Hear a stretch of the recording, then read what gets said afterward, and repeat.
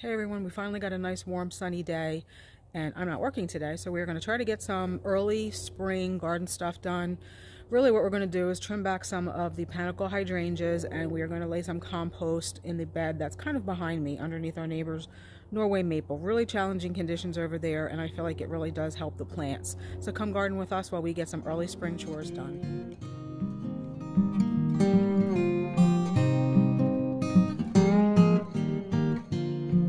And while we were at the store getting some compost for the bed, I actually did manage to pick up another drop and decorate bulb planter for the urn up at the top of our property, and another Goshiki holly. If you remember, I think it was my Garden Plans 2024, the very first video, where the bed under the two maples is getting revised this year, and I mentioned something about a Goshiki holly possibly in there to replace the laced up elderberry and the dravella. Got one. They had them at Lowe's. It was only 20 bucks. So I thought, okay, it's there. It's only 20 bucks. Let's get it. I think it's a 2 gallon. Yeah, trade 2 gallon, 1.71 gallon. So we're not going to get this planted anytime soon, but at least I got it. And it can just sit around in the pot until we get there. We have a lot of moving around to do before we get to that point, but at least I have one on hand. So you can see in the back of the car there, we got 4 bags of compost and a potting mix, because we're going to be moving some shrubs out of the ground and into pots. Some of them are from the bed where the Goshiki holly is going to go.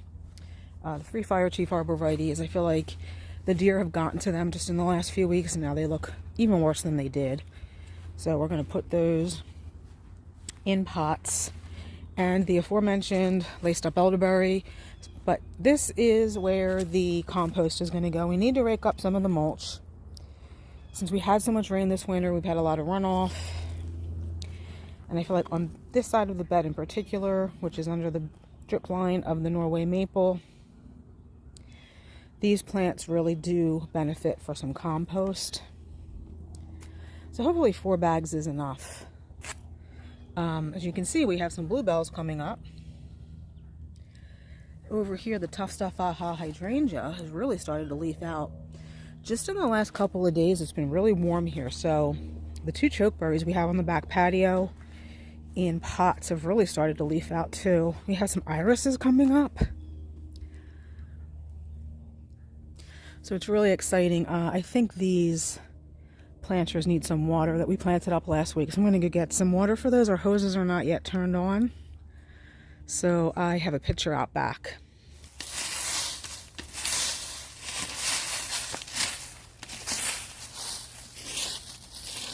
We just got to rake some of this mulch back into place. I just went and pulled a few weeds before we get the compost down. Once some of the mulch is raked back into place, my hope is it'll at least look a little bit better. Everything looks to me looks so much more rough after this winter.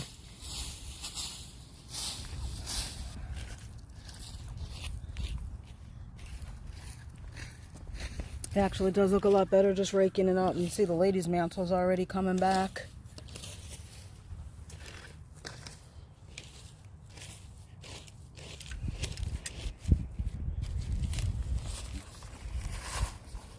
It's a little wet. It's not making it easy. But you can see how nice and dark it is. We'll just spread a thin layer because, like I said, I think we needed more bags.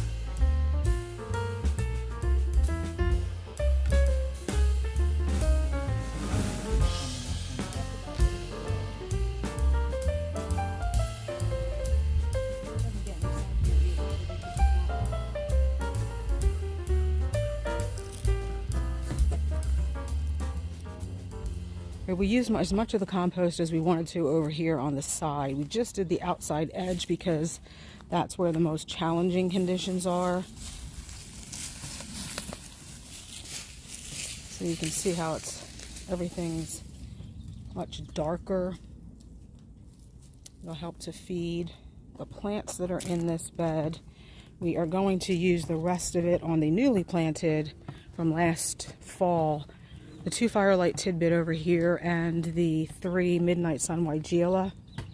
They look like they may be, well, the Firelight Tidbit could have heaved a little bit over the winter, so we'll get some on those. Here's the 3 Midnight Sun Weigelias, which looks like they've had a little, there's a little bit of a runoff here because it's on a hill, a slight hill. So we'll put some on there and just a little bit on each. I think if we have any left over, we will put on the Firelight Tidbit on the garage side. So all we did here is raked back some of the mulch, what was left of it, and just putting down some of that nice dark compost.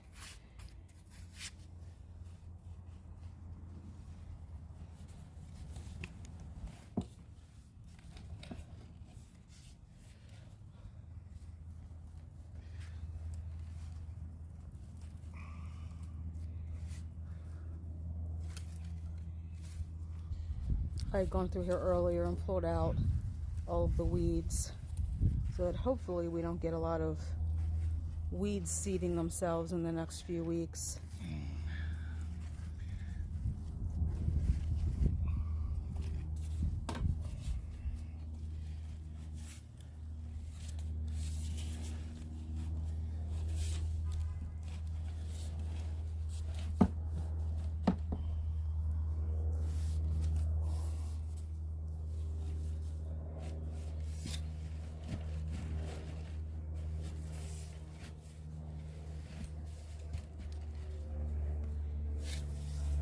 So if you remember from our last year planting in the, I'm going to say early fall, we had 2 Firelight Tidbits here, one here, and to me this one has always looked like it's been coming out of the ground a little bit. So if there's any left over, we're going to put some of the compost there. I think that's going to be it for today. I think we'll get to pruning up the hydrangeas maybe tomorrow. So I changed my mind. I think we're going to try to trim back these candy corn spirea before we get to the hydrangeas out back, since they really do need to be size controlled. Even though they've started leafing out, they'll be fine. We may sacrifice some blooms, although I'm not entirely worried about that. We really do want to size control them, and they need to be pruned in order for them to fill out a little bit more. As you can see, they're kind of leggy and open. So that's what we're going to start with. We also have 3, I don't know what kind of spirea they are, on the side of the house here underneath the cornice crusa. Try to get those pruned up too. We do that on a regular basis, but because these candy corn spireas are relatively new, we really have not pruned them much. I think we planted them, was it 2023 or 2022? So they haven't been here long, but we're going to get after it.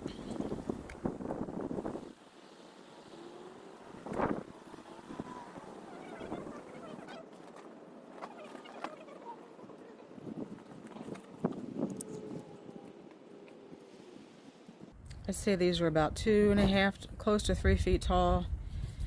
Candy corn spirea sold as 2x2, to be quite honest with you, at a stretch. Probably more like 18 inches. So we're going to take them down quite a bit just to get them to fill out.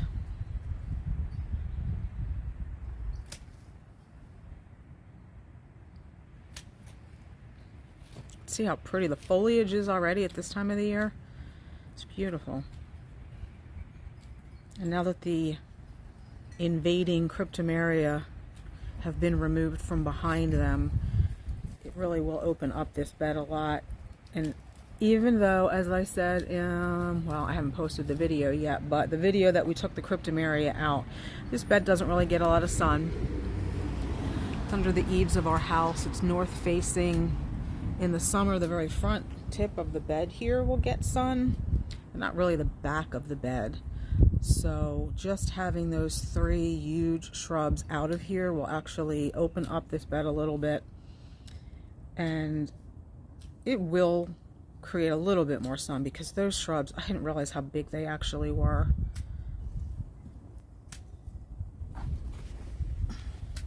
We're not being very precise. We're just going down just to get them in the size that we want.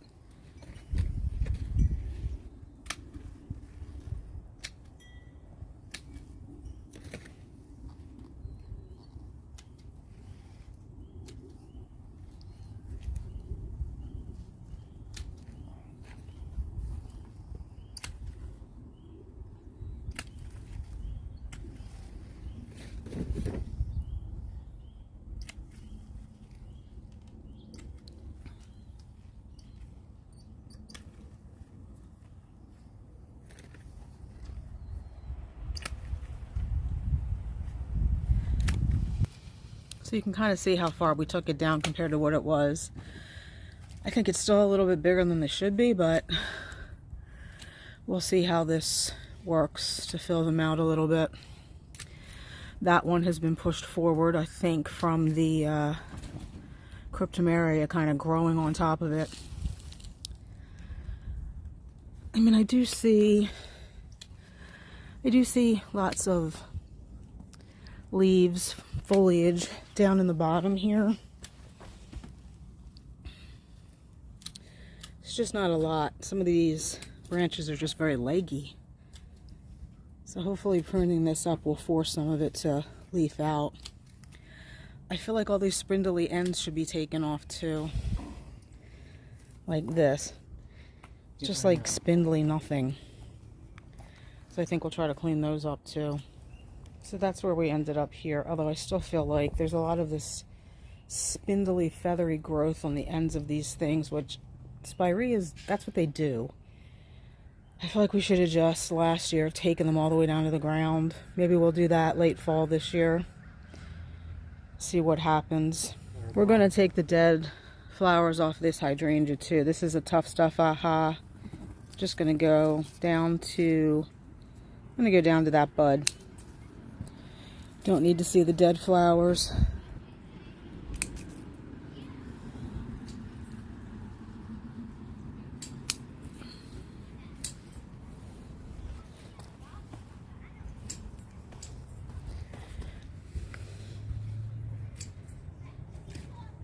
I do see a bud right there, so I'm going to take that above.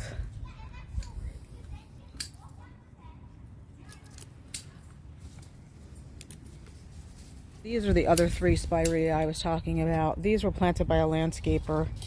Very first landscaper we had do some work for us, including this little retaining wall. So we kind of come through and size control these every year, so just kind of giving them a haircut.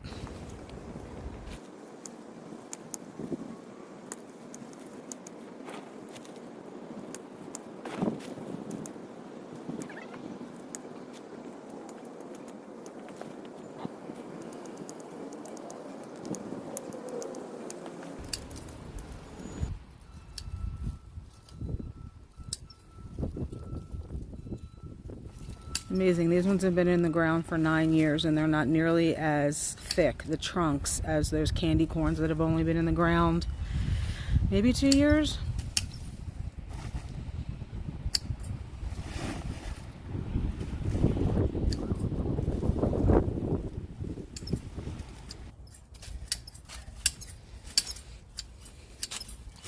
And you can see the ligularia coming back, that little green leaf, and there's a little bit of this one coming back too.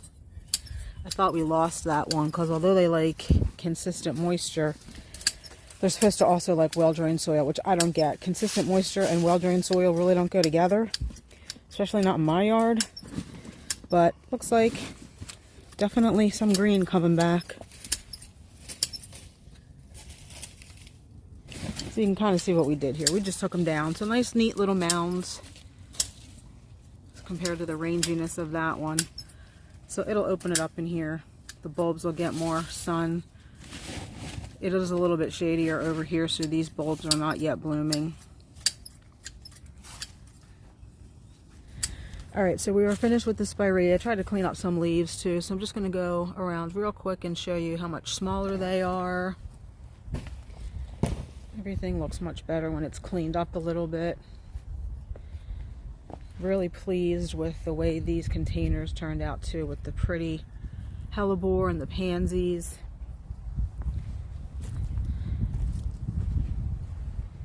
And of course we planted this hellebore. I took the opportunity to cover some tulips with my cloches because they get mercilessly eaten by rabbits. If you can see in there, not sure we'll have any tulip flowers this year, unfortunately. And then lastly we have the 2 candy corn spirea here. Another thing we're going to get rid of today is, well, not get rid of, cut back, because we forgot to do it in the fall, but it was really, really pretty, so maybe we kind of left it on purpose, is this Amsonia. Got 3 of them here, I think.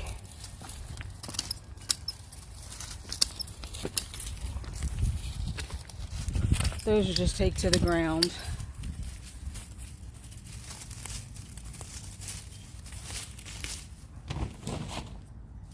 Pretty soon these will be blooming, to be quite honest with you. Probably about, if the weather continues to stay warm, although it is supposed to get colder next week, but if the weather continues to stay warmer than average, these will start to push new growth really quickly now. These are early spring bloomers.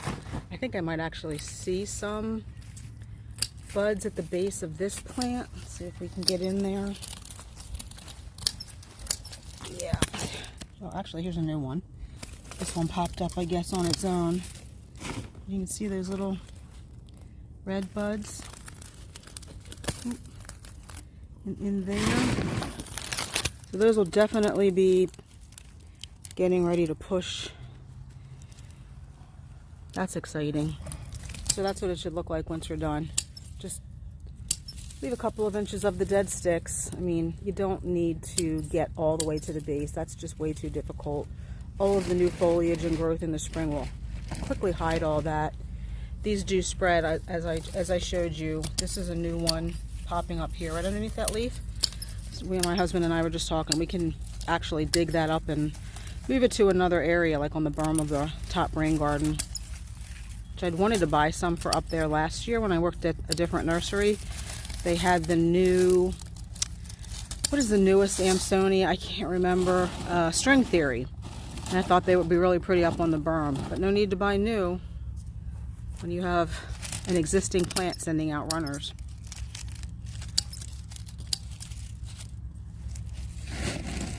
So I can get in a little bit closer here now and show you the new growth, I think.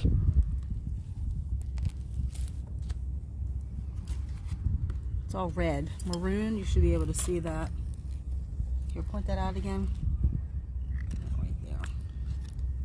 All that.